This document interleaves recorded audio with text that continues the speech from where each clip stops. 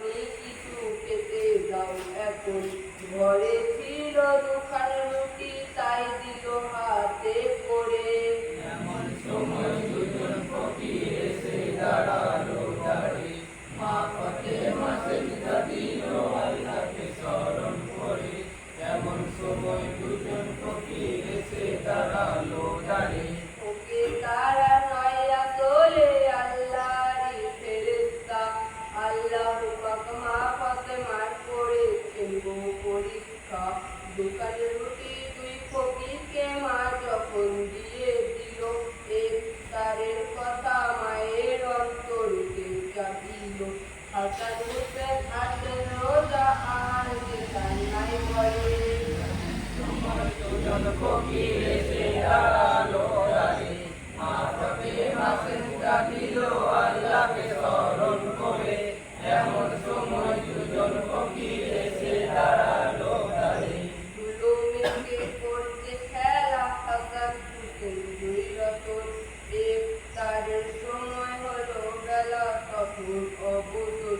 ফুলকুচিতে ছুটি পায়ে চলিল আপন ঘরে।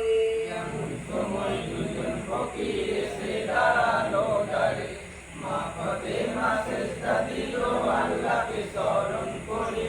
এমন সময় দুজন ফকির এসে দাঁড়ালো দাঁড়ে, বাড়ি ঢুকে দেখতে পেল হাসান হোসেন দুই রতন। মা জননী কাঁদছে বলতে অশ্রু ভরা দুই নয়ন। কোন ব্যথায় ব্যথিত মা গো বলো তুমি আমারে। এমন সময় দুজন ফকির এসে দাঁড়ালো দাঁড়ে, মা ফাতেমা সেজদা দিল আল্লাহকে স্মরণ করে।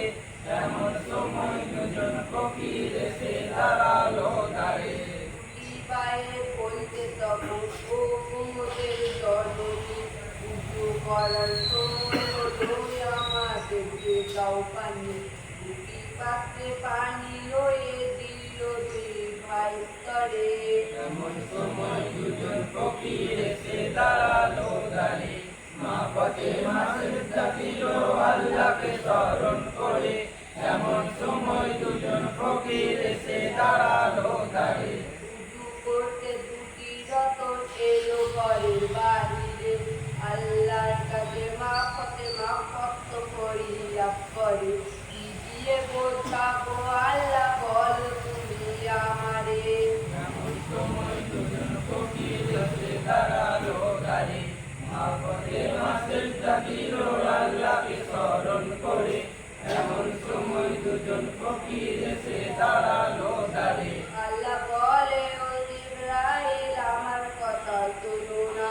হাসান হোসেন আছেন রোজা জলদি লয়ে যাও খানা। জিবরাইল গেল খানা লয়ে মা ফাতেমার দুয়ারে। এমন সময় দুজন ফকির এসে দাঁড়ালো দাঁড়ে, মা ফাতেমা সেজদা দিল আল্লাহকে স্মরণ করে। এমন সময় দুজন ফকির এসে দাঁড়ালো